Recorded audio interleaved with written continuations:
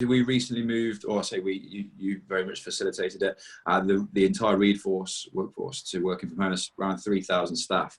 Tell us a little bit about some of the challenges and difficulties that doing that sort of thing would pose. Yeah, well, who would know? Yeah, so obviously we already had working or remote access as most companies would, but we never ever scaled up to everybody to work from home. So sometimes you just don't have, well, you would never have done the testing in the first place, or you could never afford to get everybody to work from home for one day to work out if it works. So very quickly, we worked out, we had about 48 hours. The business gave us 48 hours to be able to come up with a plan and put that into action for everybody to work from home, and also the telephony as well. So knowing that it's unlikely we had an unlimited budget, we looked at the building blocks we already had. In our case, we had some Citrix NetScaler licenses, and we had a partner, Gamma Communications, that had something called SIP Manager. Within the first 24 hours, we built our first platform to scale up to 3,000. We didn't build one of them, we built 3 of them to be sure. One was a platform, a virtual platform under VMware that could support 3,000 people, but then we built 2 others because there was a number of unknowns. We didn't want to get to the next day and find out one fell over or it didn't scale up to 3,000. So we built 3 of them. We only needed 1, the other 2 are still sitting there. Telephony was similar. We had a Mitel desk phone system using SIP trunks, and we've got over 6,000 lines coming in to read. We had to work out a way to do that.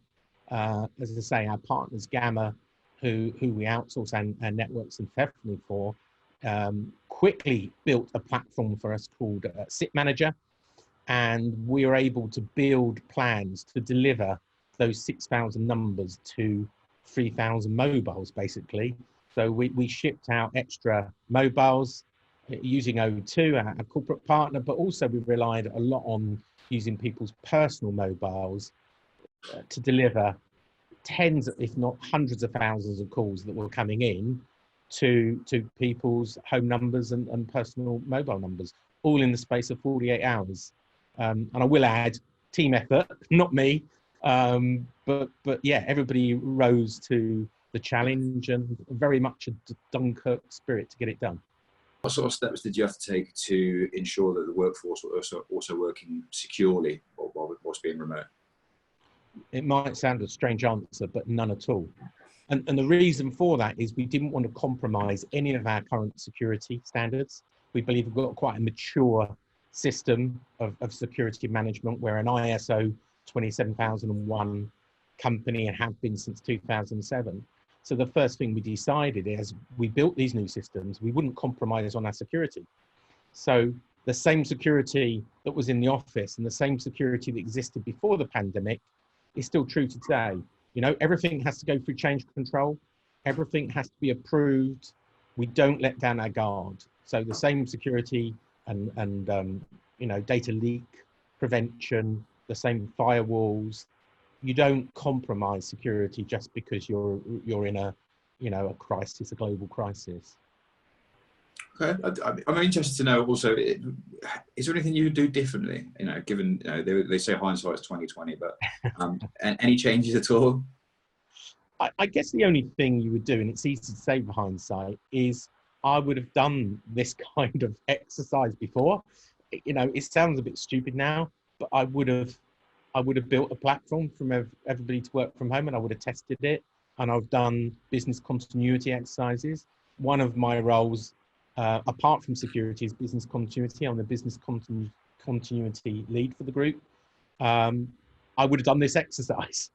Easy to say now, but hey, we ticked that one. We've got the T-shirt now. We know that it will work in anger if it's ever needed again.